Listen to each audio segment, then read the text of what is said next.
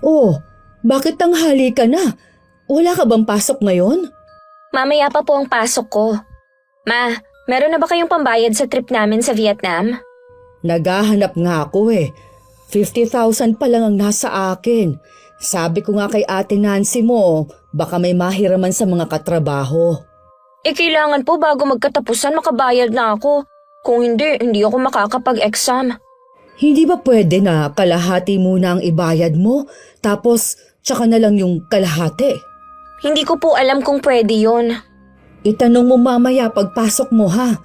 Gumagawa naman na kami ng paraan ng ate mo eh. Sige po ma, itatanong ko na lang.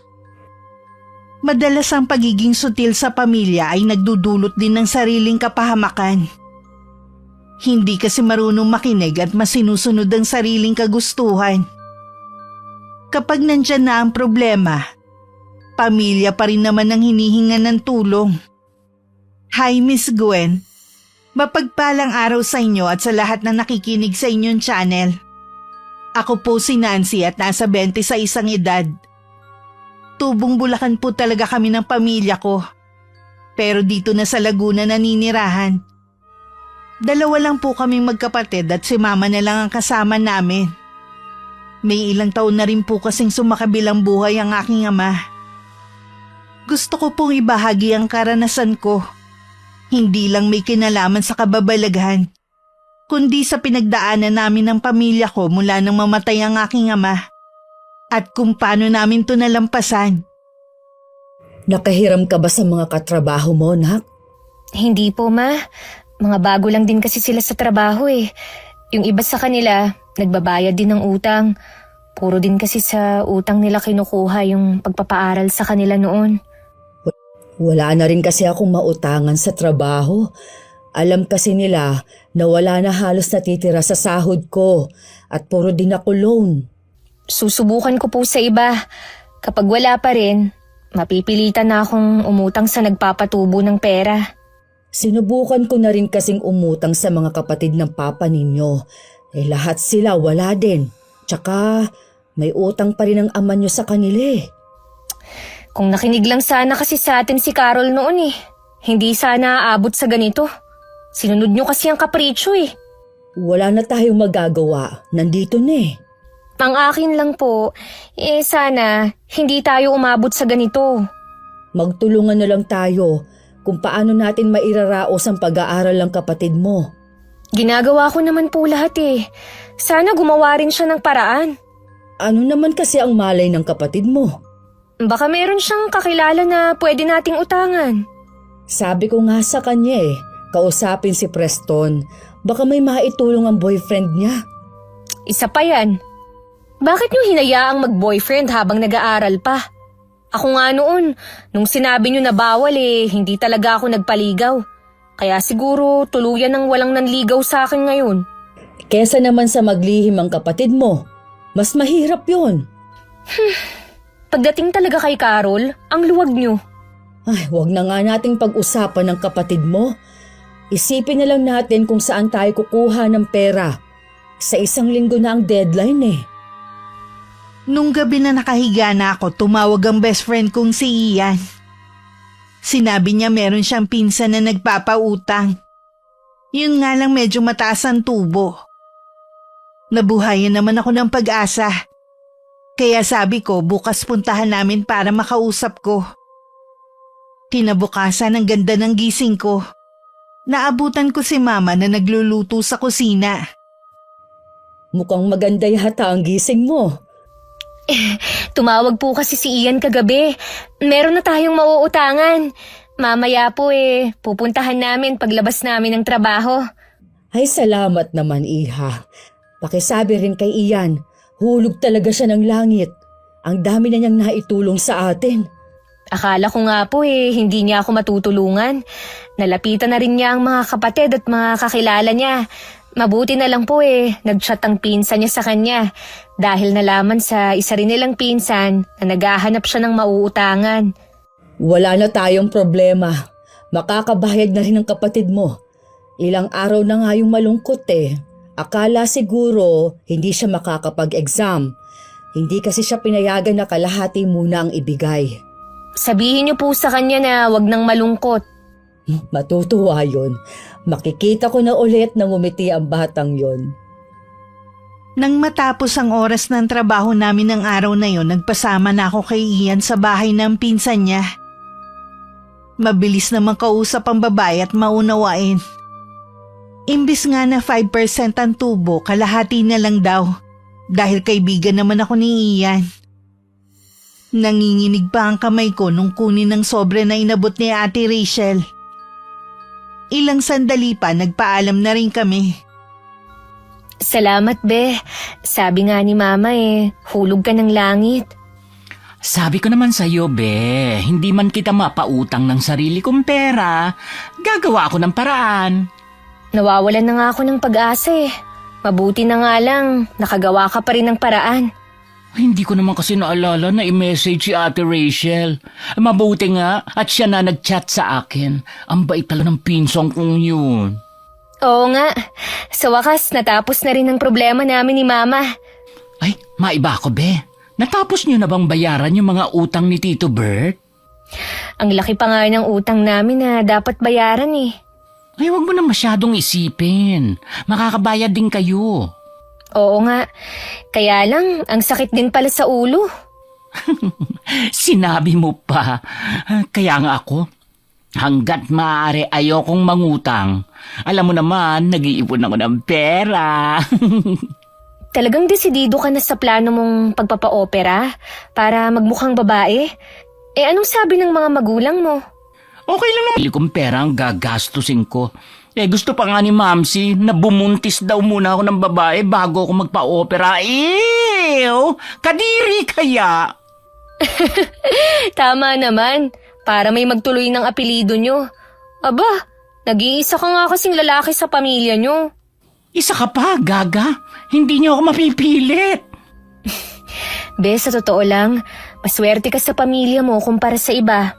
Suportado ka pa nila sa mga desisyon mo.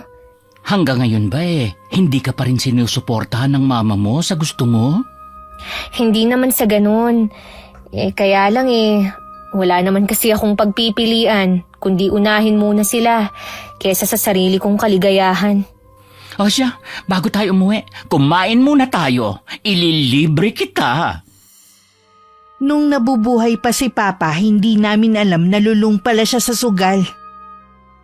Kaya nagkabaon-baon siya sa utang. Nalaman na lang namin yun ilang araw pagkatapos ng libing niya. Sinabi rin ni Tito Renan tungkol doon. Mahigit 1 taon na rin nang mamatay si Papa. Hanggang ngayon hindi pa rin kami tapos sa pagbabayad ng utang niya.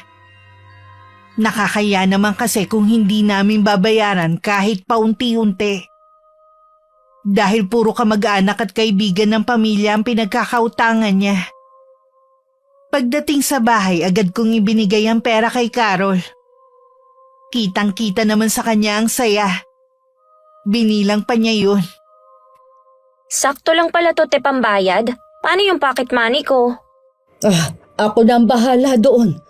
Matagal pa naman ang alis ninyo Makakagawa na ako ng paraan. Ibayad mo na agad yan. Salamat, Nancy, ha? Kung alam mo lang na para ako nabunutan ng tinik sa lalamunan. Basta pagbutihin mo ang pag-aaral mo. Yun lang ang hinihingi namin ni Mama.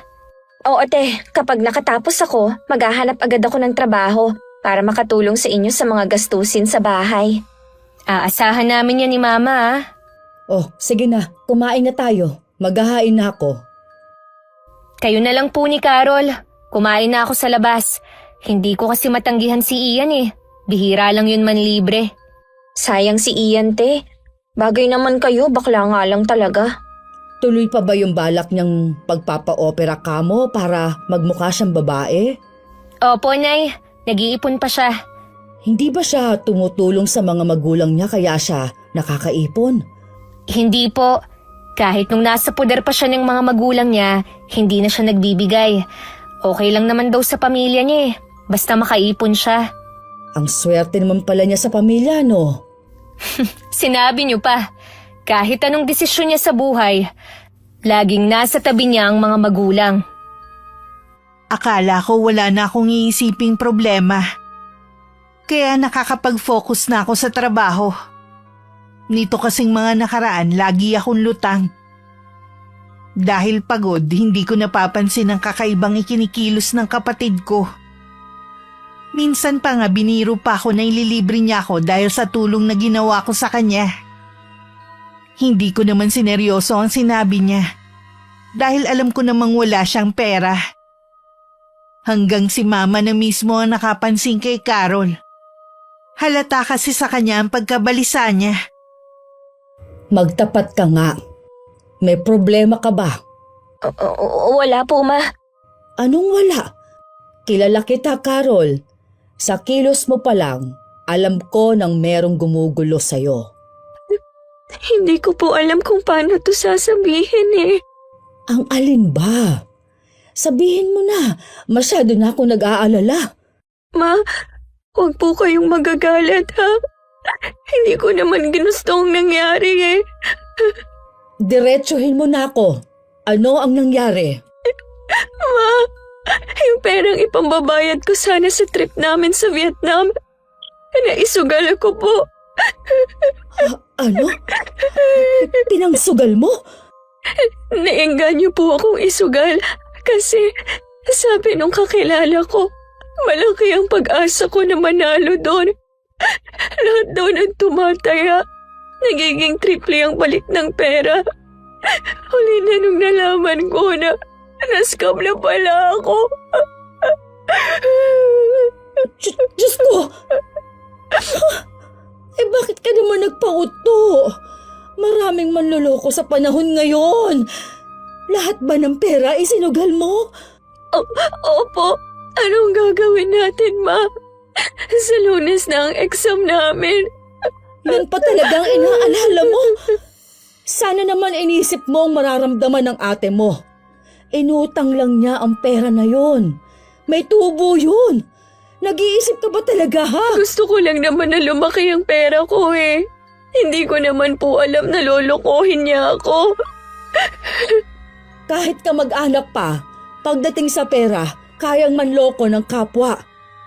Kung alam niyo lang po na hindi ako makatulog nitong mga nagdaang gabi.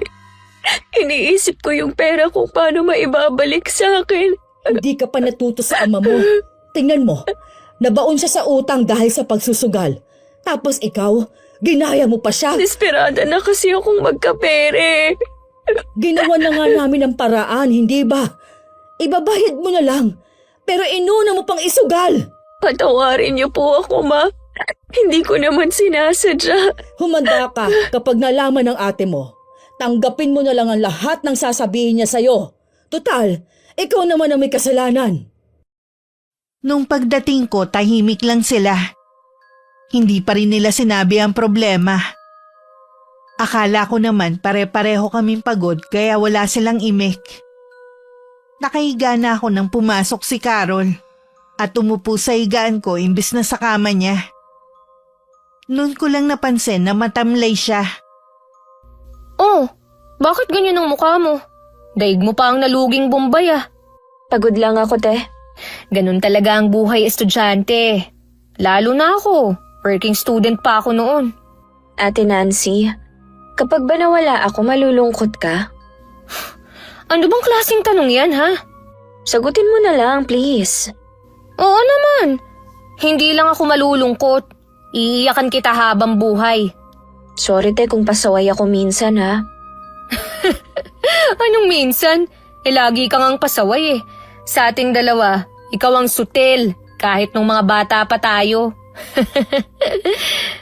Alam ko naman yun.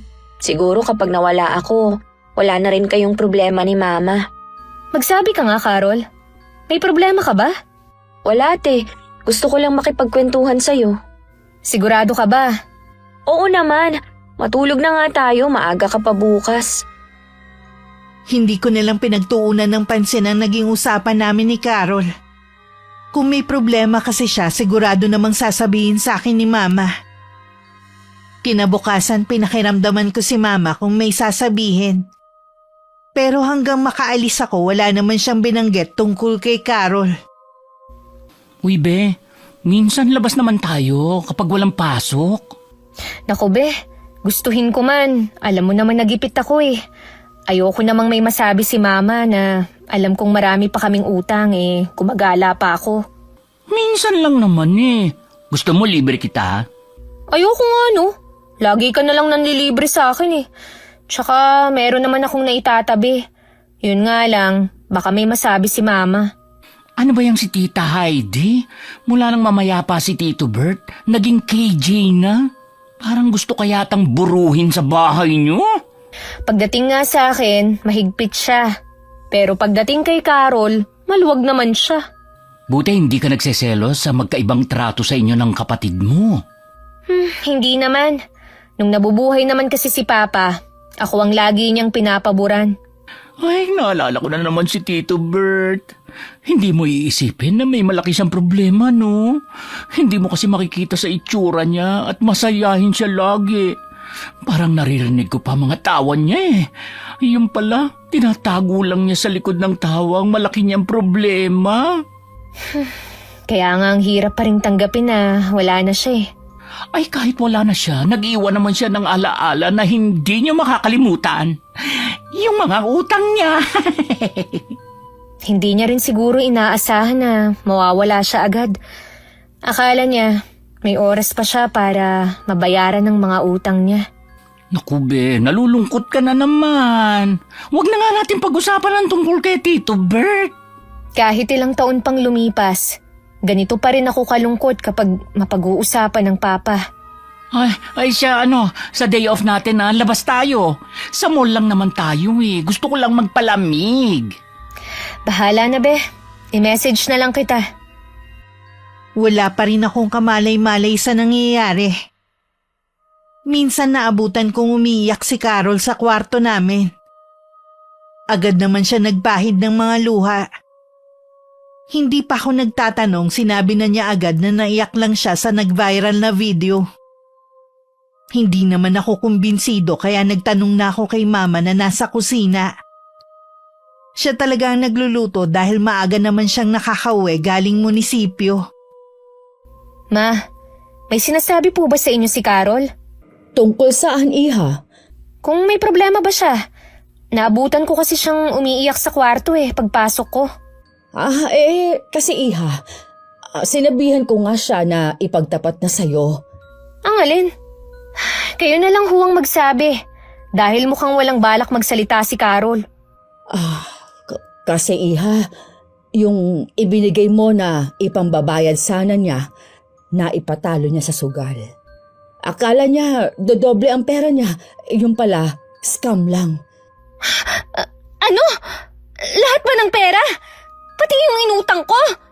Oo, Iha. Lahat. Walang natira. Parang sasabog ako sa galit. Nanginginig pa ako ng mga sandaling yun. Pinuntahan ko naman si Carol sa kwarto namin. Naabutan ko siyang nakahiga at nakatalikod sa may pinto. Hinablot ko siya at pilit binangon. Carol, totoo ba ha? Pinatalo mo sa sugal ang perang inutang ko ha? Magsalita ka! Hindi naman talaga yun sugalte. Pagkatapos ko ipadala ang pera, hindi na nagparamdam. Sa dami ng mga scammer ngayon, hindi ka pa talaga nag-ingat? Alam mo namang hirap din kami sa paghahanap ng pera. Tapos isusugal mo lang. Ginusto mo rin yon. Kaya pala may nalalaman ka pang ililibre mo ko. Yun pala ang ginagawa mo? Ate, sorry. Hindi ko naman sinasadya Sana kasi, inisip mo muna na pinaghirapan namin ni Mama ang perang yon bago mo pinansugal. Hindi ka man lang naawa sa amin. Nahihirapan din nga ako Hindi nga ako makapag-concentrate sa pag-aaral ko ngayon. Tapos sa makalawa na ang exam ko, hindi ko na alam ang gagawin ko. Kasalanan mo yan! May pera ka na kasi! Isinugal mo pa! Mabuti pa nga siguro na mamatay na lang ako. Puro problema naman ang dinadala ko Huwag mong sabihin yan, Carol. Pera lang yun. Hindi mo naman kasalanan na scam ka lang. Pwede bang palitan ng perang nawala pero ang buhay mo, iisa lang. Paano na yun, Ma? Hindi ako makakapag-exam. Sasamahan kita sa university ninyo sa Lunes. Makikiusap tayo na kung pwede sa susunod na ang bayad. Gumagawa na naman ako ng paraan Pwede ka naman yatang hindi na sumama sa trip niyo sa Vietnam Hindi pwede, te. Sinabihan na kami ng prof namin na kapag hindi sumama, hindi makakagraduate. Kaya nga hindi makakapag-exam. Ikaw naman kasi! Ang tigas ng ulo mo! Doon mo gusto mag-aral! Marami na nga nagsabi sa'yo na pera-pera lang ang kalakaran dyan. Sumigi ka pa rin! Bakit ka ba nagagalit sa akin? Hindi naman ikaw ang nagpapaaral sa akin Tanga ka pala Mula nang mamatay si Papa, ako na ang nagpapaaral sa'yo! Tama na, Nancy. Ang lakas ng boses mo. Nakakahiya sa mga kapitbahay. Alam mo naman na dikit-dikit ang bahay dito sa lugar natin. Siyang nakakahiya sa ginawa niya! Hindi man lang niya inisip ang paghihirap natin para lang makahanap ng pera! Nascam nga ang kapatid mo. Pwede naman sanang maiwasan yun Kung inisip niya lang tayo. Palibhasa kasi, hindi niya nararanasan kung paano magbanat ng buto. Gusto mo kasi lagi easy money. Tingnan mo tuloy ang napala mo. Kasalanan ko na nga Inaamin ko, tanga ako. Tumigil na kayo sa pagtatalo ninyo. Wala na tayong magagawa. Magiging aral na ito sa kapatid mo. Hindi na niya uulitin ang pagsisugal. Pinangaralan ko na rin naman siya. Wala na sana akong balak lumabas sa araw ng day off ko. Pero dahil sa nangyari, mas gusto ko munang magliwaliw kahit isang araw lang. Tinawagan ko si Ian at sinabi kong payag na ako.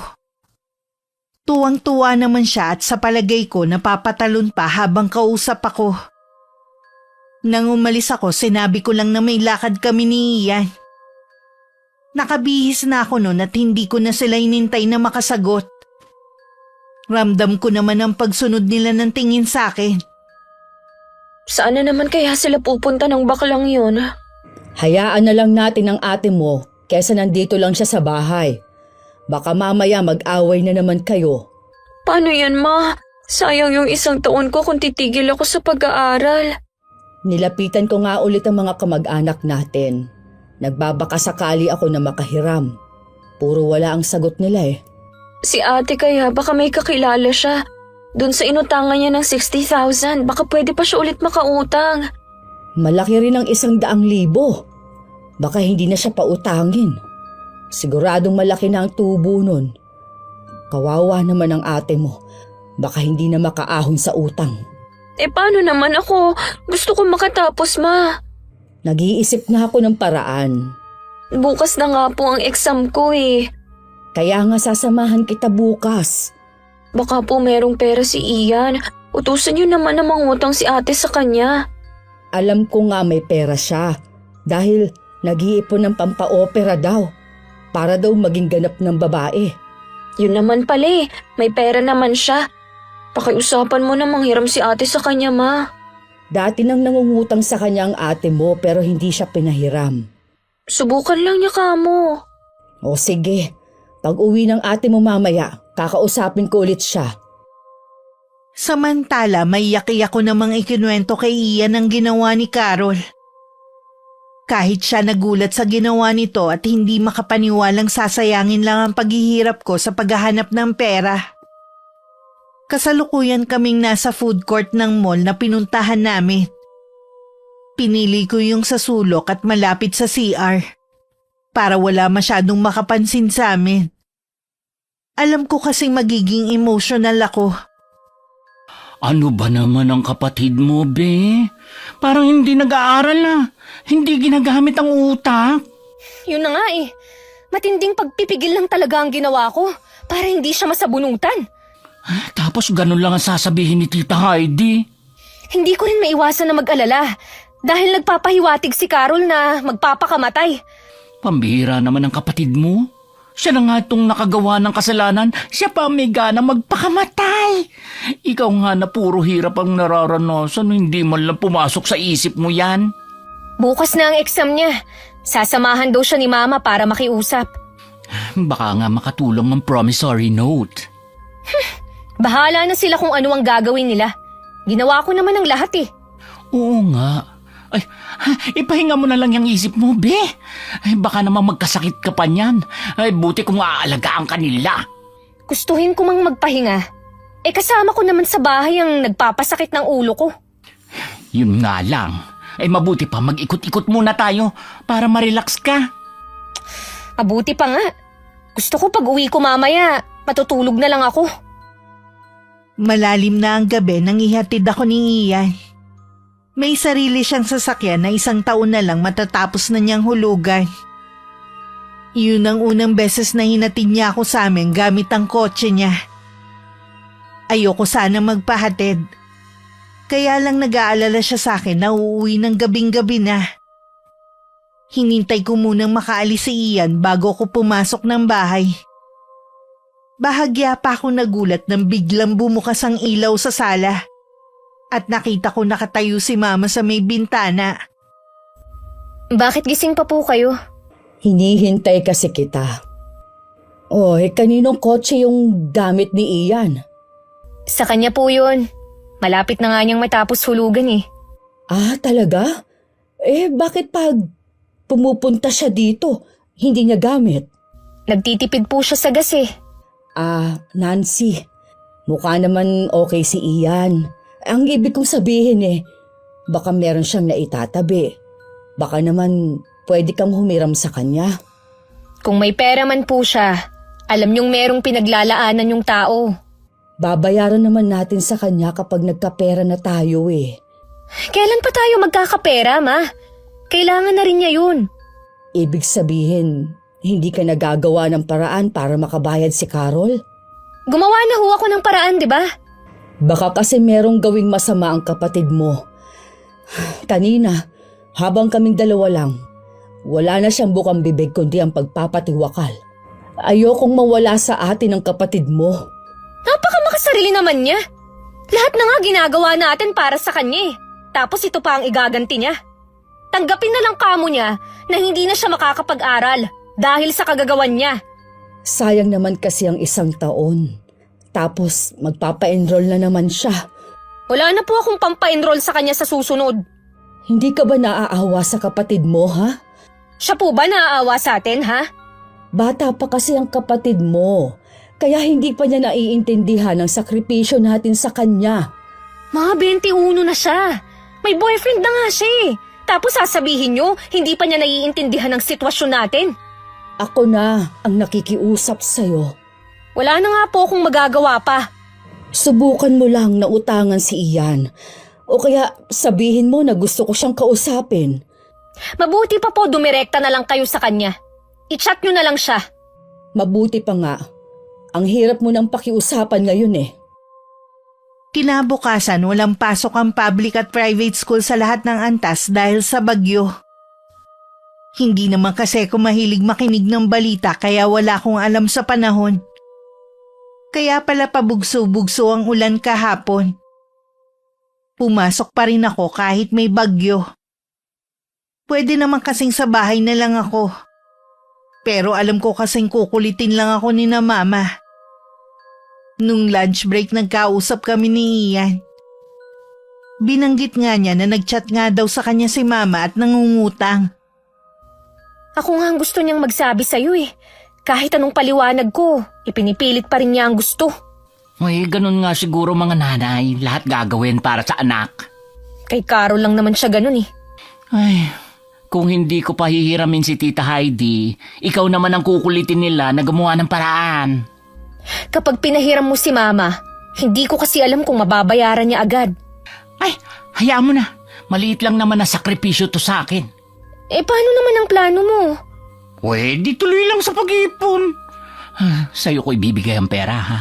Baka mamaya kasi kung saan padalin ng kapatid mo. Ikaw na rin mismo magbayad. Kung may ibang paraan lang sana eh. Hindi talaga ako manghihiram sa'yo. Si Tita Heidi naman ang nangihiram eh. Natatakot daw kasi siya na baka tutuhanin ni Carol ang banta. Alam mo, ayoko lang sabihin kay Mama. Pero parang ginagamit lang yun ni Carol para manipulahin kami eh. Ganun din ang palagay ko. Pero wag na natin subukan ng kapatid mo. Baka nga gawin talaga niya. Be, pasensya ka na ah. Pati tuloy ikaw, nadamay pa sa problema namin. Magkaibigan tayo, natural lang na tulungan at damayang kita. Nabuti na nga lang din, wala silang pasok ngayon. Pwede pa siyang humabol sa pagbabayad. Oo nga, sineswerte pa rin talaga siya.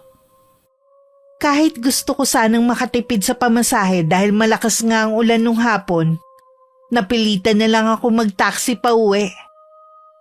Pagdating imbis na kumustahin ako sa maghapon sa trabaho, inuna pang tinanong ni Mama kung kailan magpapadala si Ian. Binigay ko naman po ang account nyo. Papadala na lang daw niya yung pera. Ay, mabuti naman. Maghapon ngang iyak ng iyak ang kapatid mo sa pag-aalala na hindi siya pautangin ni Ian. Pasalamat na lang tayo, mabait si Ian. Nabawasan patuloy ang ipon niya. Alam niyo naman na meron siyang pinaglalaanan ng pera niya eh. Hindi ko kasi alam dyan sa kaibigan mo. Bakit kailangan pa niyang magpa-opera? Magbihis babae na lang sana siya. Huwag na po nating pakialaman kung ano ang gusto ng tao. Nagpautang na nga siya eh. Opinyon ko lang naman yun. Wala naman akong masamang ibig sabihin. Hintayin niyo na lang po. Nasa biyahe pa yon. Mas malayo ang bahay niya eh. Mabuti na lang din at sinubukan kong mangutang. Ikaw naman kasi, nahihiya pa. Kaibigan mo naman siya. Ang poproblemahin niyo na lang ay ang pagbabayad sa kanya. Huwag na natin muna yan pag-usapan at sumasakit na nga ang ulo ko sa pag-iisip. Kung ako kasi sa inyo, dapat hindi niyo na lang pinapasok si Carol. Para alam niya ang kinahinat na ng ginawa niya. O tapos, kapag nagpakamatay ang kapatid mo, ha? Sino ang sisisihin ko? Ikaw? Baka naman panakot lang niya yun para makuha ang gusto niya. Higit kanino man, kayo ang nakakakilala sa kanya. Kaya nga naniniwala ako na pwede niyang gawin yon dahil kilala ko siya. Sana, ito na ang huling problemang ibibigay niya sa atin. Matuto na siyang makinig sa atin. Dahil sabi niyo nga, wala pa siyang muwang. Iniwan ko na si Mama at pumasok na ako sa kwarto namin. Naabutan ko pa si Carol na nakadapa sa higaan habang masayang may kausap sa cellphone niya. Sinulyapan lang niya ako sandali. Wala na rin bakas ng lungkot sa mukha niya. Alam niya kasi wala na siyang problema. Nakapag-exam nga siya at natuloy ang trip nila papuntang Vietnam. Kinukulit nga ako ni Mama ng pocket money nito. Pero sabi ko, sagad na ako. Hindi ko alam kung saan sila kumuha. Halos 1 linggo rin si Carol doon. Akala ko tapos na ang problema ko, hindi pa pala. Be, may binanggit ba sa ang kapatid mo? Tungkol saan? Nag-chat ba siya sa'yo? Oo eh. Anong sabi? Nagpasalamat sa'yo? Kararating lang niya nung 1 araw eh. Hindi. Hinihiram ang kotse ko. Pupunta daw kasi sila sa Baguio. Tinanong ko nga kung sino magmamaneho at ilang araw sila ron. Aba, nagulat ako sa sinagot. 5 araw daw. Ang lakas naman ng loob niyang hiramin ang sasakyan mo. Alam naman niya na ginagamit mo. Yan nga sabi ko, ginagamit ko kako. At saka layo ng pupuntahan nila. Hindi ko naman kilala yung magmamaneho. Paano kung may mangyari, di ba? Kahit kailan talaga, hindi nag-iisip ang babaeng yun. Akala niya, ganun lang kadaling manghiram ng kotse. Kaya nga eh. Huwag mo siyang pahihiramin kahit anong sabihin niya. Sinabi ko naman na hindi pwede. Hindi na rin naman nag-chat. Kilala ko yun. Kukulitin ka nun. Mangungonsensya pa yun. Nakuha, wag naman siyang ganun. Pinahiram ko na nga siya ng pera eh. Huwag mo na lang pansinin kapag nag-chat sa'yo. Kapag kinulit ka at kung ano-ano na ang sinasabi, isumbong mo sa akin. Ako na ang bahala sa kanya. Baka panakot na naman niya, magpapakamatay siya. Panakot nga lang niya yun. Si Mama naman dalang-dala. Sana kasi nag-working student ka lang siya nung mamatay ang ama niyo. Di kahit papano, makakatulong pa siya. Iba siya mag-isip. Palibhasa nga kasi, nasanay na hindi pinaghihirapan ng mga bagay na gusto niya. Sa mga magulang mo naman pala ang problema eh. Pero hindi rin eh. Bakit ikaw iba ka? Naalala ko, Laging binabanggit ni Papa noon. Hindi ko raw namana sa kanila ang ugali ko, kundi sa lola ko. Na nanay niya. Kaya naman pala eh. Meron sana ako sasabihin sa'yo. Pero saka na, malayo pa naman. Hindi ko na rin muna binanggit kay Mama ang tungkol sa sinabi ni Ian na panghihiram sa kanya ng kotse ni Carol. Parang kararating lang din niya. Hindi pa kasi siya nakakapagpalit ng pambahay. Mukha rin siyang Biyernes Santo.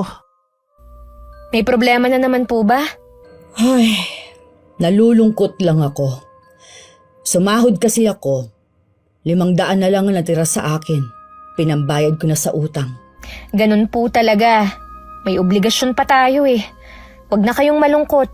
Makakaraos din tayo. Kailan pa? Baka hanggang sa magretiro ako, nagbabayad pa rin ako ng utang. Huwag kasi kayong mag-isip ng negatibo. Tsaka huwag nyo nang isipin kung magkano pa ang utang na kailangang bayaran. Basta bayad lang kayo ng bayad. Hanggang mamalayan nyo na lang na tapos na pala.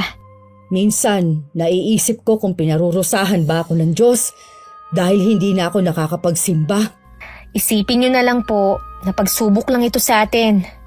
Minsan, binibigyan niya tayo ng problema, hindi para magdusa, kundi para maalala natin siyang lapitan.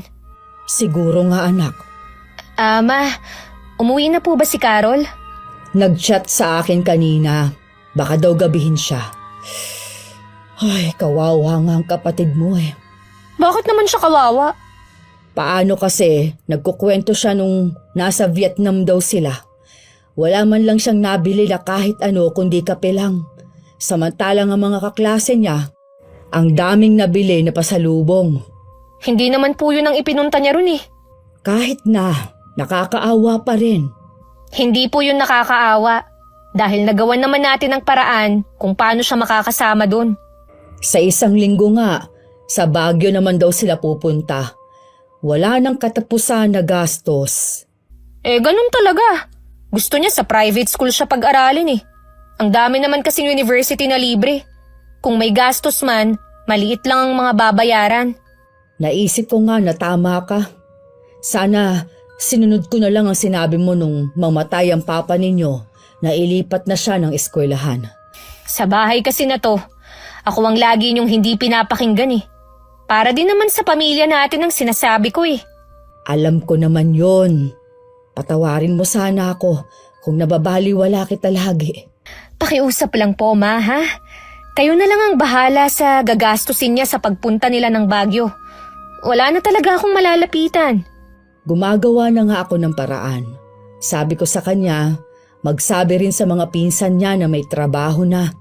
Baka sakali na may magpautang sa kanya. Tama lang na kumilos din siya. Hindi na siya prinsesa para lahat ibigay sa kanya. Alam ko na hanggang ngayon, nagagalit ka pa rin sa kapatid mo. Sana naman kalimutan mo na yon. Naaapektuhan kasi ang relasyon ninyong magkapatid eh. Basta, wag lang siyang gagawa ng katangahan ulit. Wala na siyang gagawin na magpapahamak sa kanya.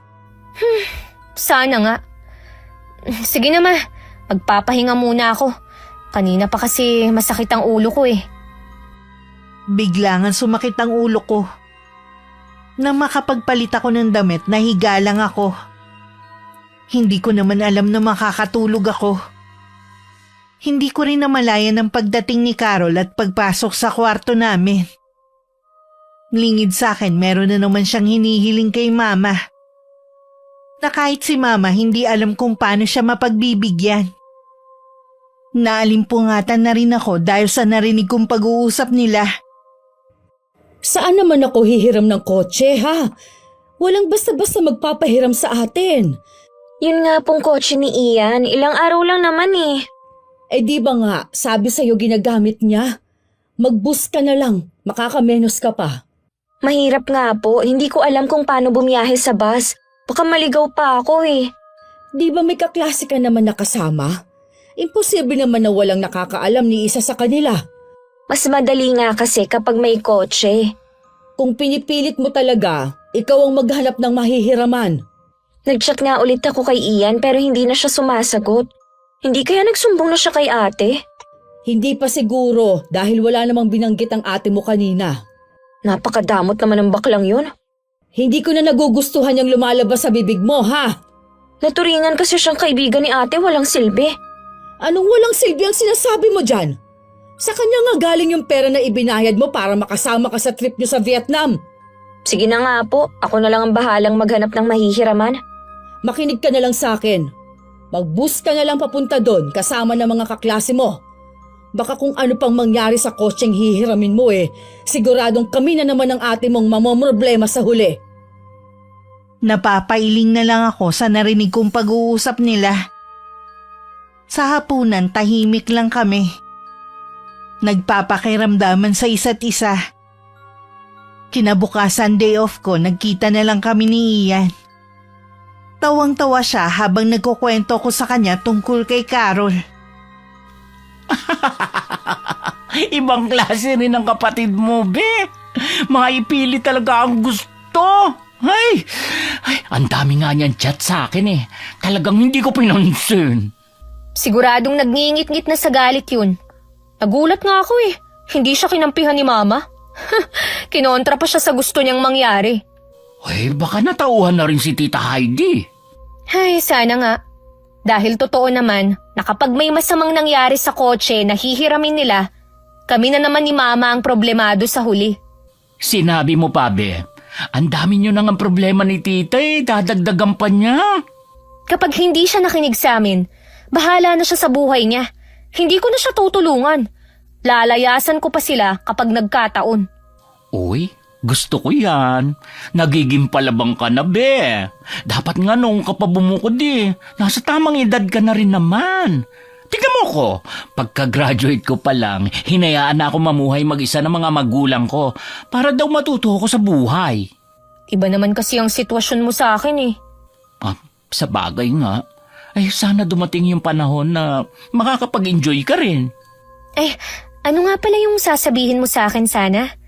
Yayayain sana kita na magbatangas tayo kapag medyo maluwag-luwag ka na. Naku be, hindi pa yan mangyayari hanggat nag-aaral pa si Carol.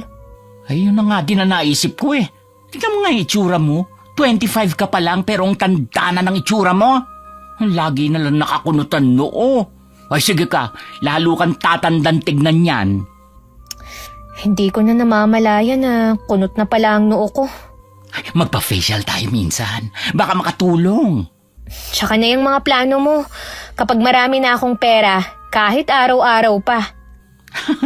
Sige na nga, makakapaghintay naman ako Nare-relax naman ako sa paglabas-labas natin na ito Dapat pala, noon pa natin ginawa no? Akala ko kasi tuwing lalabas, magastos Mapapagastos ka lang naman kapag meron kang bibilhin. Gabi na ulit ako uuwi para matutulog na lang. Ay baka pagising mo, wala ka ng utang. Sana nga, panaginip lang lahat ng mga nangyari nung nakaraan. Sa bigat siguro ng dinadala ko kaya ko yun nasabi. Hinatid ulit ako ni Ian sa bahay. Pagpasok ko, hindi ko inaasahang makikitang gising pa pala si Carol. Hinihintay daw talaga niya ako. Ano na naman ang sasabihin mo? Pilsan mo na, inaantok na kasi ako Baka pwede mo namang kausapin si Ian na pahiramin ako ng kotse. Bakit ko naman yun gagawin ha? Best friend mo siya kaya hindi siya tatanggi. Teka nga Carol, saan ka ba kumukuha ng kakapalan ng mukha ha? Anong sinasabi mo? Ang sabi ko, ang kapal ng mukha mo! Tingin mo lahat ng tao, pagbibigyan ka sa mga kapritsyo mo? Nagbabakasakali lang naman ako Ano baka sakali? Pinipilit mo yung tao! Akala mo yata hindi ko alam na nagchat-chat ka sa kanya? Kinukulit mo siya, kahit sinabi na niya na ginagamit niya araw-araw yung kotse niya sa pagpasok sa trabaho. Hindi ka ba talaga makaintindi ha? Hindi mo naman kailangan magalit. Dahil punong-puno na ako sa'yo! Sarili mo lang kasi ang iniisip mo Binili ni Ian ang kotse na yon para sa sarili niya. Hindi ka kasama sa plano. Akala mo naman, kapag magasgasan ng kotse niya, may pambayad ka? Ano? Ako na naman ang kukulitin mo?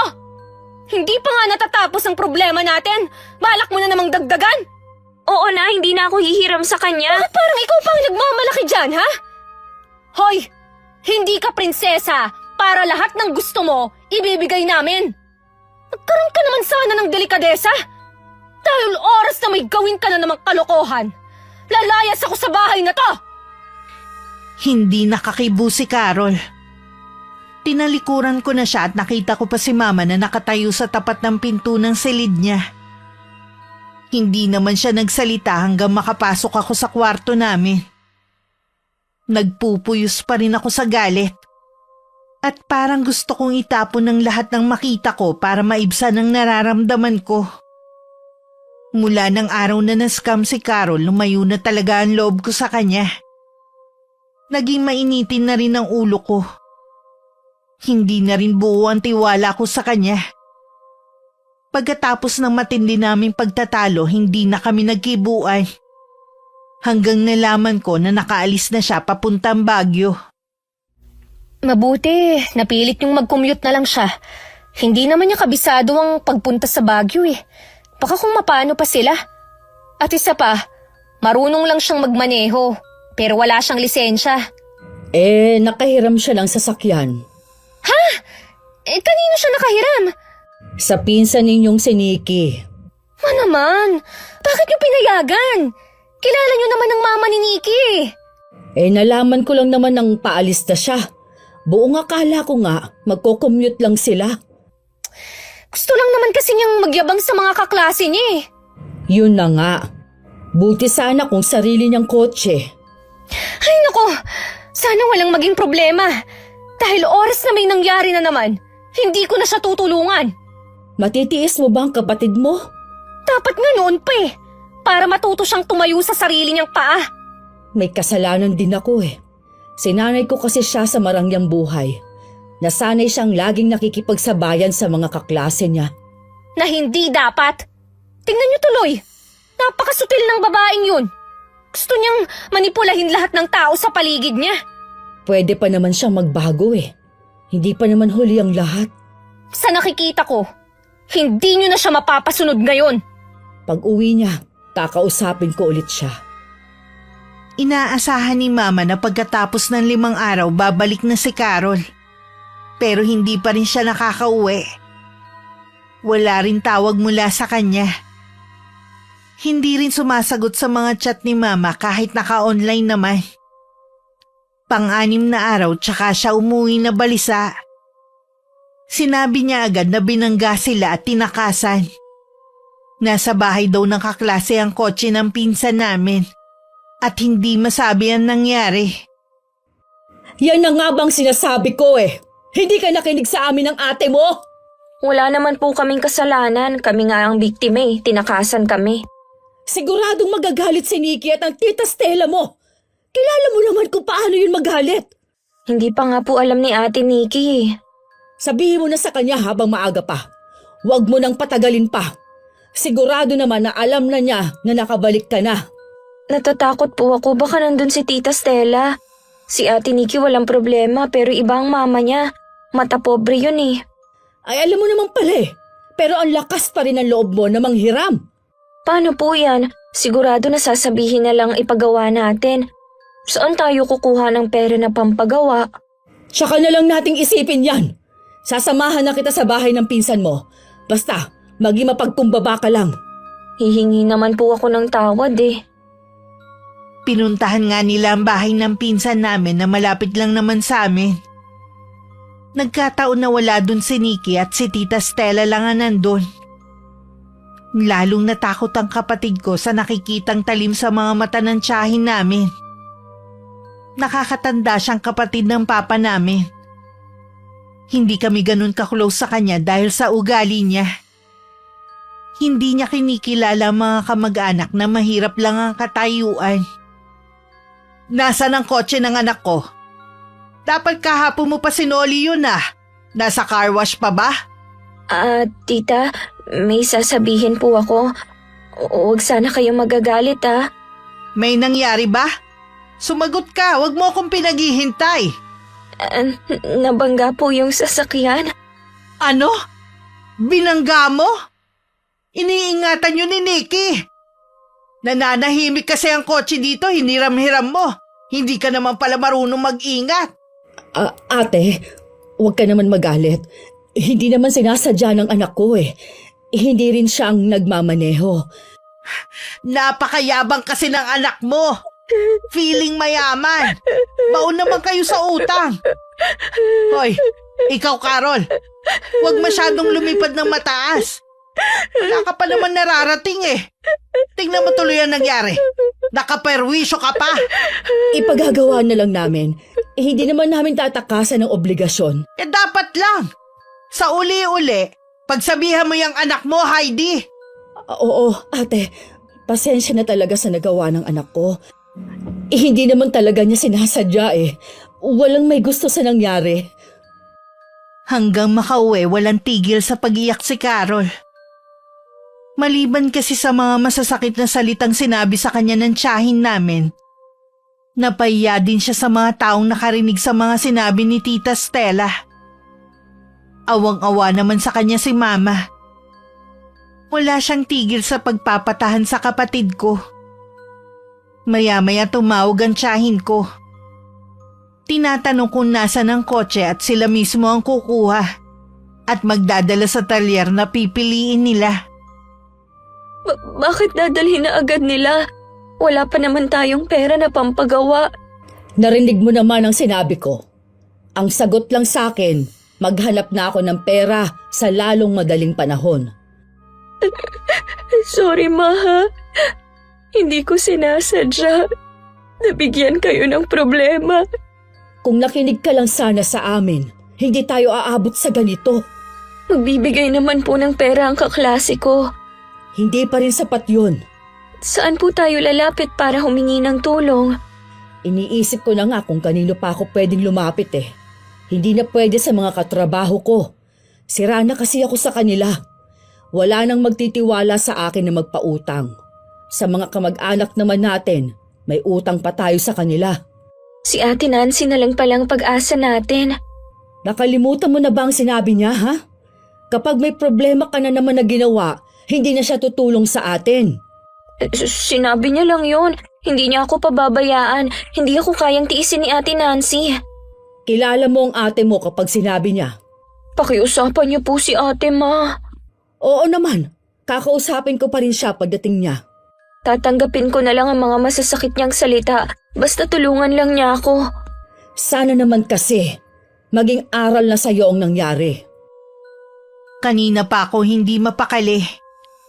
Kahit nung tanghalian, hindi rin ako makakain. Hindi ko naman maintindihan ang sarili ko. Tama nga siguro si Ian. Kailangan ko rin magbakasyon para ma-relax. Mula kasi na magtrabaho ako, subsob na ako sa trabaho at wala nang oras sa sarili. Pinag-iisipan ko na rin bumukod. Baka yun lang ang kailangan ko para magkaroon ng peace of mind. Hindi ko naman tatalikuran ang obligasyon ko sa pamilya at sa mga utang namin. Siguro kapag nakapagtapos na si Carol, pwede na akong magpaalam. Mabuti, maaga ka umuwi. Kanina pa kasi kita hinihintay eh. Nakabalik na po ba si Carol? Oo. Oh, bakit naman ganyan ang mukha niyo? May problema na naman ba? Kasi, yung kotse na ginamit ng kapatid mo, nabangga. Ano? Yun na nga bang sinasabi ko eh. E di siguradong galit na galit si Tita Stella. Ganun na nga. Gusto niyang ipagawa natin ang kotse. Ay nako, paggawan niyo ng paraan kay Carol. Total naman eh, siyang may kasalanan. Lahat na ng kakilala at kaibigan niya. Hiningan na niya ng tulong pero mga kapos din. Eh kung sinasabi niyo to para tulungan ko siya, wala rin ho akong magagawa, Ma. Huwag niya kamo akong kulitin. Kapatid mo pa rin siya. Huwag mo naman sanang talikuran ng kapatid mo. Hindi ko siya tinatalikuran. Wala lang akong magagawa para matulungan siya. Baka mapatigil na rin siya sa pag-aaral. Kayo po ang bahala. Ano bang parusa ito sa atin ng Diyos? Hindi po ito parusa sa atin. Bunga po ito ng pag-spoil niyo sa kapatid ko. Parang ako naman ang bibigay sa dami ng problema natin. Hayaan niyo po kasi siyang lumutas ng problema niya. Siya nga po pala, ilang araw muna ako kay na Ian. Ayoko munang makita at makasama si Carol. Ayokong kukulitin niya ako. Huwag mo naman kaming iwan, anak. Tayo na nga lang ang pamilya dito eh. Ma naman, ngayon lang ako humiling sa inyo. Hindi niyo pa ba ako mapagbigyan? Kaya lang, anak. Babalik din po ako kapag maayos na ang sitwasyon sa bahay na ito.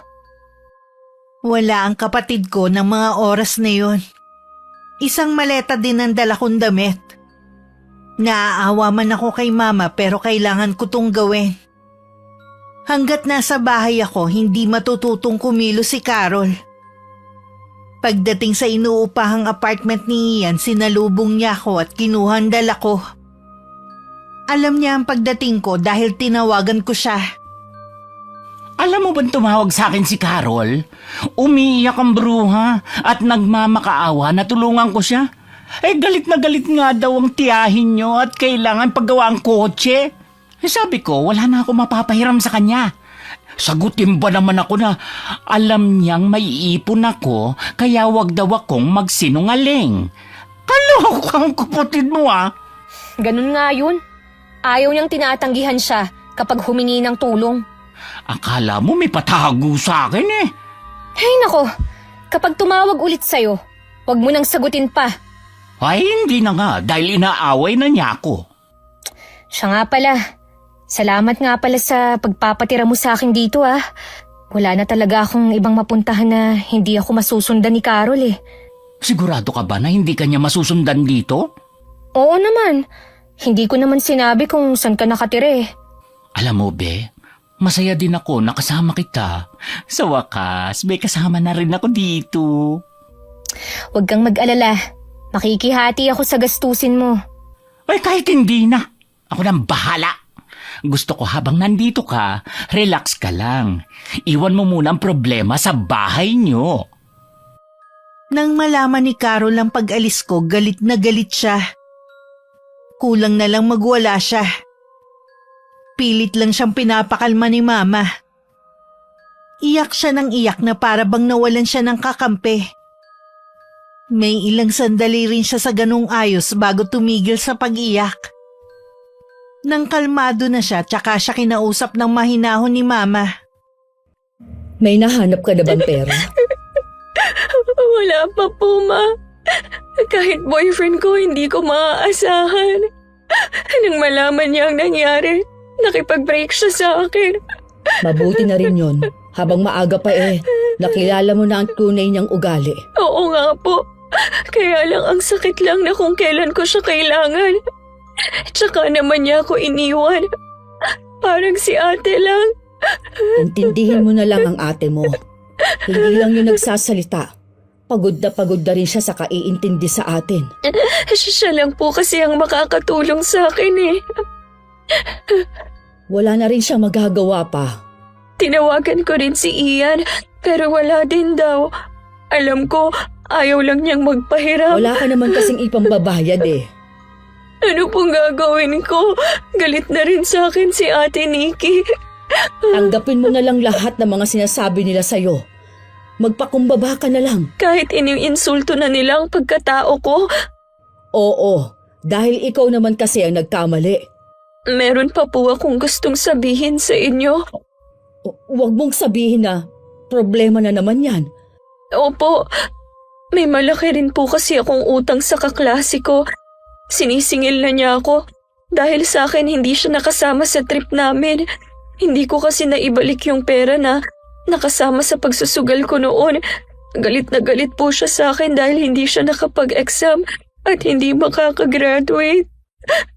Bakit nandamay ka pa? Hindi ko nga po kasi alam na scam yun. Gusto ko lang naman na makatulong sa kanya eh.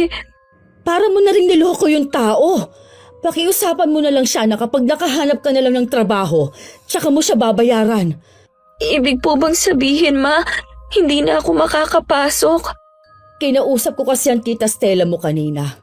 Nakiusap akong huhulug-hulugan ko na lang ang bayad sa pagpapagawa nila sa kotse. Wala ka ako tayong hawak na pera na maibibigay. Pumayag naman siya na hulugan ko kada sahod. Kaya wala na akong maibibigay na allowance mo. Sayang naman po, Ma. Sana kasi, sumunod ka sa amin. Dahil para yun sa kapakanan mo rin. Maghanap ka ng trabaho at unahin mo na ang kaklase mo na inutangan mo. Natatakot po ako sa kanya. Ayoko na nga po siyang makita eh. Oy, bakit naman? Pinagbabantaan ba niya ang buhay mo? Nagtalo po kasi kami. Sa galit ko, sinabihan ko siya na wala akong balak na ibalik sa kanya ang pera niya. Sinabi niya na ipapakulam niya ako. Ano? Taga saan ang kaklase mo na ito? Hindi ko po alam kung saan siya nakatira. Hindi ko rin po alam ang probinsya niya. Mayabang ka rin kasi. Dapat humingi ka na lang ng tawad sa kanya. Ikaw pang may ganang magalit. Mainit lang po kasi ang ulo ko. Kung ano-ano rin kasi ang sinabi niya sa akin. Hindi kasi niya inaasahan na makakasama pa ako sa trip namin. Ipagtanong mo kung saan siya nakatira. Kailangan natin siya makausap. Huwag mong baliwalain ang sinabi niya. Wala nga pong nakakaalam. Hindi na rin siya pumapasok. Lahat na lang yata ng problema pinasok mo na. Hindi ko naman ginusto na mangyari to eh. Hindi mo nga ginusto, pero pwede mo namang iwasan. Sa totoo lang, pagod na rin ako sa pag-intindi sa'yo. Ayusin ko na po ang buhay ko. Hindi na magiging matigas ang ulo ko. Huwag mong sabihin. Gawin mo. Baka gawin ko rin ang ginawa ng ate mo kapag pinairal mo pa yung katigasan ng ulo mo. Lalayas na rin ako sa bahay na ito. Ilang beses rin tumatawag sa akin si Carol at nagchat-chat pero hindi ko siya pinapansin. Hanggang sa nagsawa na siguro. Kahit si Mama iniwasan ko na rin kausapin. Nang mga sandaling yun, nasa grocery si Ian. Paglabas niya, naghihintay sa kanya si Carol. Carol? Ay, anong ginagawa mo rito? Kasama mo ba si Tita Heidi? Ako lang mag-isa. Galing kasi ako sa paghahanap ng trabaho. Nakita kitang pumasok kaya hinintay na kita dito sa labas. Naghahanap ka ng trabaho? Ibig sabihin, hindi ka na pumapasok? Wala naman akong choice eh. Iniwan na kasi kami ni Ate Nancy. Sarili lang niya talaga ang iniisip niya. Hindi mo kasi masisisi ang kapatid mo. Sinabihan ka na niya pero anong ginawa mo? Paulit-ulit lang silang binibigyan ng problema. Kapatid pa rin niya ako. Tama lang na unahin niya ang pamilya kaysa sa sarili niyang kaligayahan. Ibang klase ka rin, no? Hindi mo pa rin alam kung paano magpakumbaba. Isa ka pa. Akala mo yata nakalimutan ko ng ginawa mo. Alam mo, kapag ganyan ang ugali mo, lalong lalayo ang grasya sa'yo. Baka mahirapan ka sa paghahanap ng trabaho. Ipapakita ko sa'yo na may mahahanap akong trabaho na may malaking sahod. Sana nga, para mabayaran mo na ang utang mo sa akin. Paano kung hindi na kita bayaran? Aba, alam mong meron akong pinaglalaanan ng perang yon. Pinaghirapan kong ipunin yon. Kaya ko lang pinautang sa inyo dahil sa ate mo. Siya na lang ang singilin mo. Total magkaibigan naman kayo. Bakit siya? Ikaw ang may utang sa akin. Huwag ka nang umasa pa. Tama lang na hindi ka suportahan ng ate mo dahil maldita ka. Lalo kang mamalasin. Tingnan ko lang kung makahanap ka ng trabaho. Sisiraan kita sa lahat ng kumpanyang aaplayan mo. Hindi mo ako kilala, Carol. Galit na tinalikuran ni Ian si Carol. Pagdating sa bahay, hindi pa rin humuhupa ang galit niya. Nagtaka naman ako sa itsura niya na hindi maipinta ang muka. Nang tanungin ko siya, ikinuwento naman niya ang paghaharap nila ng kapatid ko. Ako na ang humingi ng dispensa sa kanya sa inasal ni Carol. Napahupa ko naman kahit papano ang galit niya. Gusto ko sanang kumprontahin si Carol pero alam kong lalaki lang ang gulo. Pinalipas ko na lang ang ginawa niya. Bala ko pa rin naman siyang kausapin. Pero sa ibang pagkakataon na, uunahin ko muna ang utang ko sa pinsan ni Ian. Ay, pagod na ako sa paghahanap ng trabaho. Magtiyaga ka lang. Makakahanap ka rin ng trabaho. Sinumpa yata ako ng baklang Ian na yun eh. Ikaw naman kasi. Bakit kailangan mong pagsalitaan ng ganoon yung tao? Tapos, Sinabi mo na hindi mo na siya babayaran. Samantalang, sinabi mo sa akin na magbabago ka na. Sorry ma, nadala lang ako ng inis ko sa kanya. Puro ka na lang sorry. Hindi ka naman nagtitino. Kaya hindi ka makahanap ng trabaho. Hindi dahil sa sinampakan ni Ian, kundi karma na yan sa'yo. Akala ko pa naman kakampi ko kayo. Kakampi mo nga ako, pero hindi ko nakukonsintihin ang mga ginagawa mong mali. Hindi na nga ako uulit. Pwede ba, Carol? Kung hindi rin lang naman bukal sa loob mo, huwag ka na lang magsalita. Basta, bilisan mo na lang na maghanap ng trabaho. Tinatamad na nga po ako eh. Lalo na nung makita ko yung mga kaklase ko na nag-OJT na. Kasalanan mo rin eh. Nag-aksaya pa kami ng pang-trip mo. Hindi ka naman gagraduate. Kayo tong may gusto na huminto ako eh. Dahil nagkabaon-baon na tayo sa utang dahil sa kagagawan mo. Walang dapat sisihin kundi ikaw. Kahit si Mama nauubos na rin ang pasensya kay Carol. Tingin niya wala pa rin siyang pagbabago. Hinayaan lang din niya kung ayaw maghanap ng trabaho. Napapagod na rin kasi siya makipagtalo rito. Kahit napapansin niya matamlay ito, hindi na rin niya pinapansin. Baka kasi nag-iinarte lang. Isang araw na walang pasok, gusto pa sana magbabad sa higaan ni Mama. Pero napabangon na siya sa malakas na sigaw ni Carol. Ay, bakit ka sumisigaw? Ma, nalalagas ang buhok ko. Pati mga kuko ko. Nangingitim at parang matutuklap. Hindi kaya sa shampoo na ginamit mo, kaya naglalagas ang buhok mo? Paano niyo po ipapaliwanag ang mga kuko ko? Hindi ko alam. Huminahon ka muna at magtatanong ako sa mga kapitbahay natin. Baka merong makasagot kung ano ang nangyayari sa'yo. Hindi po kaya may malubha akong karamdaman? Wala naman siguro. Di sana nangihina ka ngayon. Bakit ba puro na lang kamalasan ang nangyayari sa akin? Tumigil ka nga sa pagsasalita ng malas. Kaya lumalayo ang grasya sa atin eh. At puro na lang masama ang nangyayari. Ma, masakit din po ang bibig ko. Dumudugo ang... Natatanggal ang ngipin mo. Ma, ano bang nangyayari sa akin? Dito ka lang. Lalabas lang ako sandali. Nanginginig pa si Mama na lumabas ng bahay. Isang matandang kapitbahay ang napagtanungan niya kung ano ba talaga ang nangyayari kay Carol. Hindi inaasahan ni Mama na yun ang maririnig niyang sagot mula kay Aling Eva. Walang dudang kinukulam ang anak mo, Heidi. Ano po? Kulam? Sigurado po ba kayo dyan? Oo, dahil sa mga sintomas na binanggit mo. Sa probinsya kasi namin uso ang pangungulam eh. Isa yan sa mga sakit na ibinibigay sa mga biktima. Kung ganon, kahit dalhin ko siya sa doktor, hindi rin gagaling ang anak ko. Baka lumala pa. Ganon na nga. Kailangan maghanap ka ng magaling na albularyo. May alam po ba kayo na albularyo, Aling Eva? Albularya ang aking ina, pero matagal na siyang namayapa. Wala na akong ibang kilala eh. Kailangan kong makahanap ng albularyo. Saan ako makakahanap kaya?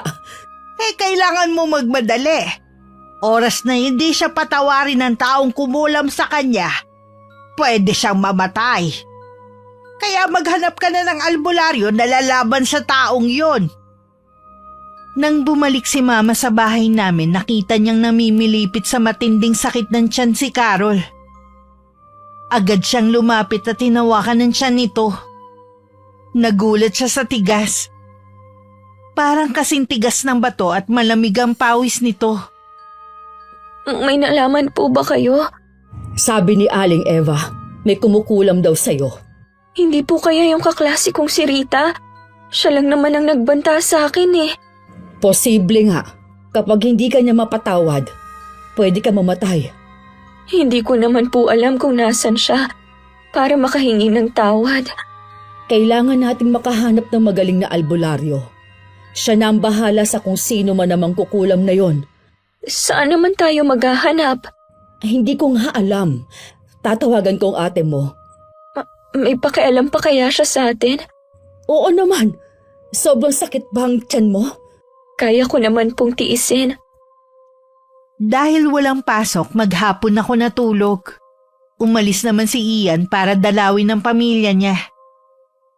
Sinadya kong i-off ang cellphone ko para walang abala sa pamamahinga ko. Hapon na nang magising ako. Doon ko lang nakita na maraming message sa akin si Mama. Bigla ko napatingin kay Ian na kararating lang din. Oh, bakit ganyan ang itsura mo? Mama mo ba yung nag-chat sa'yo? Oo, may sakit daw si Carol eh. Pinapauwi ako. O ano, uuwi ka ba? Ay pwede naman kitang ihatid. Tapos uwi din tayo. Baka kailangan lang ng pera ni Tita Heidi. Siguro nga. Baka walang pambili ng gamot. Pasensya ka na, Beha. Nawala na talaga ako ng amor sa kapatid mo eh. Hanggang ngayon, masama pa rin ang loob ko sa kanya. Naiintindihan naman kita eh. Pagkahatid mo naman sa akin eh, pwede ka nang umuwi. Oy, hihintayin na rin kita kahit sa labas lang ako ng bahay nyo. Halika na, baka gabihin pa tayo. Sige, nag-aalala rin ako eh. Kahit sutil ang kapatid kong yun, ayoko naman na mapaano siya. Sa labas pa lang sinalubong na ako ni Mama na umiiyak. Paputol-putol niyang sinabi ang kalagayan ni Carol. Ang tumatak lang sa isip ko ang sinabi niya may kumukulam dito. Wala sanang balak pumasok si Ian. Pero nang marinig yun, pumasok na rin siya para makita ang kalagayan ng kapatid ko. Kanina pa siya natutulog. Mabuti na rin siguro dahil iyak siya ng iyak. Naubos na ang buhok sa ulo niya, pati mga kuko niya, pati mga ngipin niya. Isa-isa na nagtatanggalan. Meron ding lumalabas sa tainga niya. Kanina, akala ko kung ano, pero may lumabas na alupihan doon. Kaya pala dumadaing siya na masakit. Tama po kayo, Tita Heidi. May kumukulam nga kay Carol. Yun nga ang sabi ng matandang kapitbahay namin. Gusto ko na siyang dalhin sa ospital kaya lang baka lalong lumala ang kalagayan niya. Huwag niyo pong gagawin yan, Tita. Ilalagay niyo lang sa kapahamakan si Carol. May kakilala ka bang albularyo, iho? Meron po. Kaya lang, hindi ako sigurado kung buhay pa ang matandang yon. Malayong lolo namin siya eh. Tatawagan ko nanay ko at itatanong ko sa kanya. Tawagan mo na, iho. Ma, alam niyo po ba kung sino ang gumagawa nito kay Carol? Yung kaklase lang naman niya ang nagbanta sa kanyang ipakukulam siya. Ginamit rin kasi niya ang pera ng kaklase sa sugal, kaya gumaganti sa kanya. May kasalanan naman pala siya eh. Oo nga, pero hindi sapat na dahilan yun para ipakulam niya ang kapatid mo. Sana lang, buhay pa ang lolo ni Ian at kaya pang manggamot. Sana nga, iha. Ayoko mawala ang kapatid mo. Ay, Tita Heidi, magandang balita. Buhay pa daw si Lolo Guido at nanggagamot pa. Yun nga lang, sabi ng nanay ko, hindi pwedeng lumabas ng baryo nila si Lolo dahil nawawala ang bisa ng panggagamot niya. Kung ganon, tayo na lang ang pumunta sa kanya. Sige po, ihatid ko na kayo sa kanya. Binigay naman ng nanay ko ang direksyon papunta dun eh. Naghanda na kami para sa pag-alis. Pinalot na lang namin ng kumot si Carol. Mahimbing pa rin siya natutulog. Tinabihan siya ni Mama sa likod ng sasakyan habang nasa harapan ako. Marami namang kapitbahay ang nakikiusyoso sa amin. Umaandar na ang kotse nang mapansin ko si Tita Stella na nakatayo sa di kalayuan at nakatingin sa amin. Habang daan, dinig namin ang mahinang usal ng pagdadasal ni Mama. Inabot na rin kami ng gabi. Madilim ang daan dahil magkakalayo ang mga poste ng ilaw. Nakakapagtaka na talaga. Hoy, baka naman mabangga tayo sa kakalingon mo. Ay, hindi mo ba napapansin? Paikot-ikot lang tayo eh. Kasi 3 beses na nating nadaanan yung punong mangga na yun na nasa tabing kalsada. Ang tinitingnan ko, yung mga poste ng ilaw. Pare-pareho kasi sila eh. Sana naman hindi tayo pinaglalaruan. Naku, wag naman sana. Ituloy mo lang ang pagmamaneho mo. Sa totoo lang, pagpasok pa lang natin sa lugar na to, nagtatayuan ang balahibo ko. Wala ring signal kaya hindi ko matawagan ng nanay ko. Itatanong ko sana kung malapit na ba ang baryo Mapula. Wag mo naman akong takutin, Ian. Alam mo naman na duwag ako pagdating sa ganito eh. Hindi ako nananakot. Sinasabi ko lang ang nararamdaman ko. Magdasal na lang tayo para makaalis na tayo sa lugar na to. Ay, kailangan na talaga natin makaalis. Baka dito pa tayo tumirik. Paubos na kasi yung gas nitong kotse. Pumikit pa ako at paulit-ulit na nagdadasal. Sa kalagitnaan, nakarinig ako ng boses na sumasabay sa pagdadasal ko. Nakakakilabot ang boses niya. Ang paraan ng pagbigkas ng dasal niya parang nanunuya. Ay, salamat sa Diyos. Nandito na tayo sa baryo ni Lolo Guido. Salamat naman kung ganun. Hindi naman pala liblib tong lugar eh. Marami na rin kasing bahay na bato. Ay, ayun ang bahay ni Lolo. Yung may puno ng duhat sa harapan. Nandiyan pa rin palang puno na yan. Huling punta ko kasi dito, bata pa ako. Gagaling na rin ang kapatid ko. Hindi tayo pinabayaan ng Panginoon na maligaw. Isang matandang babae ang nagpakilalang kapatid ni Lolo Guido ang sumalubong sa amin. Nagpakilala rin si Ian at umaliwalas naman ang mukha ni Lola Iya. Pagpasok namin sa bahay, naroon si Lolo Guido. Parang alam na nito ang pagdating namin. Lumapit sa kanya si Ian at nagmano sabay pakilala. Hinawakan naman siya sa mukha ng matandang lalaki. Matindi ang galit ng taong gumawa nito sa iyong anak. Gusto niyang pagdusahan ito. Nagmamakaawa po ako. Iligtas po ninyong anak ko. Ay, huwag kang mag-alala. Lahat gagawin ko para gumaling ang dalagang ito. Ngayon pa lang po, nagpapasalamat na ako sa inyo. Humarap na si Lolo Guido sa kanyang munting altar at saka nagsimulang umusal ng Latin na salita na galing sa libreta na ipinamana pa sa kanya ng mga ninuno.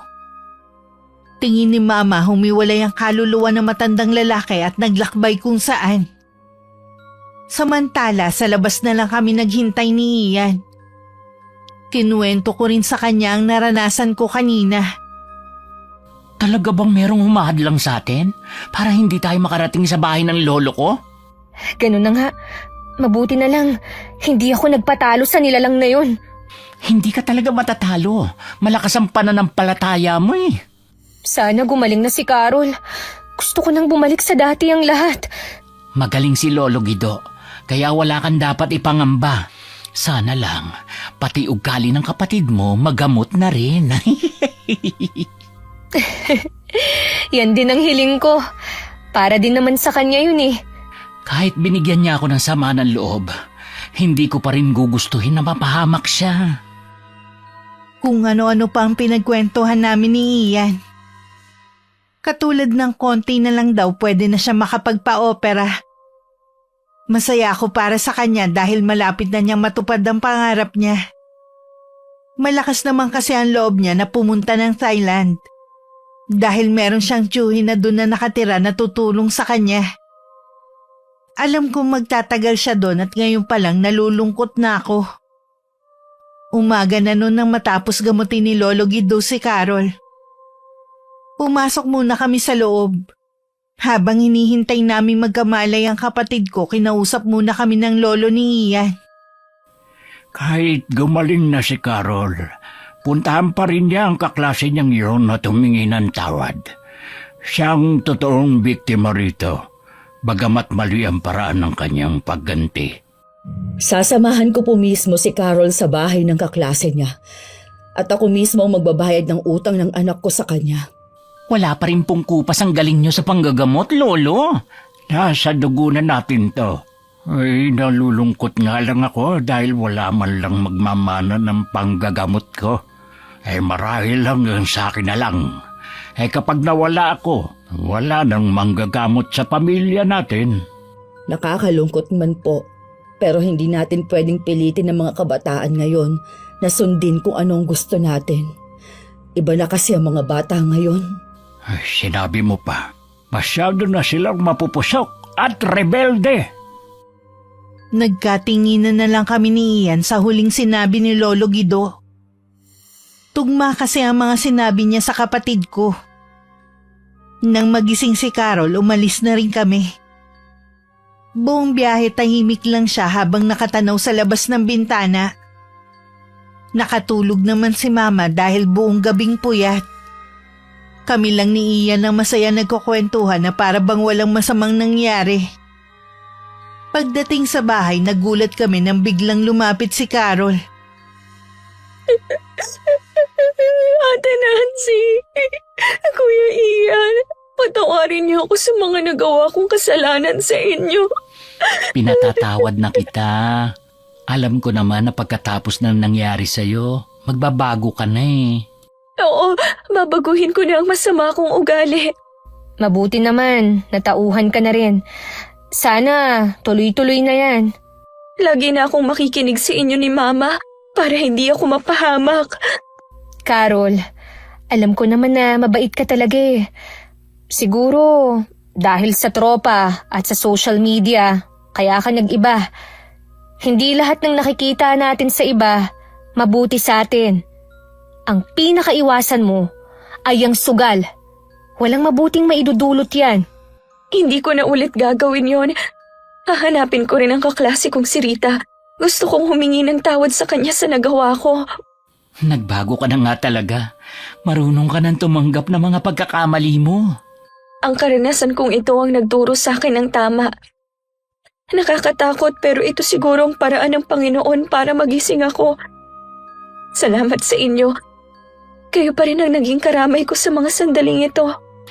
Siya nga pala, kung kailangan mo ng trabaho, magsabi ka lang, tutulungan kita. Aayusin ko muna ang mga nagawa kong pagkakamali. Tsaka ko haharapin ang bagong kabanata ng buhay ko. Ilang araw ding hinanap ni na Mama at Carol ang bahay ng kaklase niya. Nang magkita nga sila, natakot pa sa kanila ang babae na kasing edad lang ng kapatid ko. Agad na humingi ng tawad si Carol sa kanya.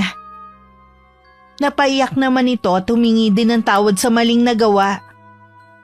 Hindi na rin inalam ni Mama kung siya ba mismo ang kumulam sa kapatid ko. Ang mahalaga, nagkapatawaran na ang dalawa. Ibinigay na rin nila ang perang nakuha ni Carol sa kanya. Lumipas ang mga buwan. Yun na ang pinakamalungkot na sandali para sa akin. Kailangan na kasi magpaalam ni Ian. Uy be, nag-promise kang hindi ka iiyak. Mas nauna pang ang tumulo ang luha mo sa akin eh. Paano? Ang lungkot agad na mukha mo. Bukas pa naman ang alis ko. Ang daya mo kasi. Ayaw mong magpahatid sa akin sa airport. Kahit nga pamilya ko, hindi ko pinayagan na maghatid sa akin eh. Baka kasi bumaha ng luha. Natural lang yun, no? Dahil mahal ka nila at gusto ka nilang ihatid sa huling sandali. Grabe naman sa huling sandali, be. Ano yun? Libing ko lang? Isa to sa mamimiss ko eh. Yung pagpapatawa mo sa akin. Mamimiss talaga kita ng sobra. Lagi naman kitang tatawagan eh. Be, mag-iingat ka dun ah. Huwag mo akong ipagpapalit. Alam mo naman na ikaw lang ang best friend ko eh. Oo naman, be. Ikaw lang ang best friend ko forever. Mahigpit ko pa siyang niyakap. Aabutin kasi ng ilang taon bago siya bumalik. Doon na rin niya kasi balak magtrabaho hanggang mabago lahat ng gusto niyang baguhin sa sarili. Nang umalis si Ian, mas naging malapit palalo ako sa pamilya ko. Hindi ko na rin tinuloy ang pagbubukod. May trabaho na rin si Carol kaya natutulungan niya kami sa pagbabayad ng utang. Happy birthday, Ma! Salamat mga anak. Wala na akong mahihiling pa kundi ang makasama ko kayo palagi. Lalo na sa mga ganitong okasyon. Kami rin, Ma. Wala nang mahihiling pa basta kasama ko kayo ni Ate Nancy. Hindi man tayo buo katulad ng dati. Nag-aaway man at nagkakasamaan ng loob. Ang mahalaga, ang pagmamahal natin sa isa't isa, ang nangingibabaw pa rin. Tama ka, Iha. Normal na sa isang pamilya ang samaan ng loob. Ang importante sa huli, tayo pa rin ang nagdadamayan. Kainin na natin ang handa. Kanina pa ako nagugutom eh. Sige na, umpisahan na natin kumain. Mahal ko kayong dalawa. May mga pangyayari talaga sa buhay natin na magtuturo sa atin ng leksyon para makita ang mga mali nating nagawa sa sarili, sa kapwa at maging sa kapamilya. Ang mahalaga, natuto tayong tumanggap ng pagkakamali, magpakumbaba at handang magbago. At may mga tao din na dumadaan sa buhay natin hindi para saktan, bigyan tayo ng sama ng loob o maging kaaway natin. Dumadaan sila sa buhay natin para iparamdam na mahalaga tayo bilang tao. Sana po nagustuhan ng mga taga-subaybay ng channel nyo ang ibinahagi kong kwento. Naway kapulutan din ito ng aral, Miss Gwen. Salamat po sa pagpili ng sulat ko. Wakas,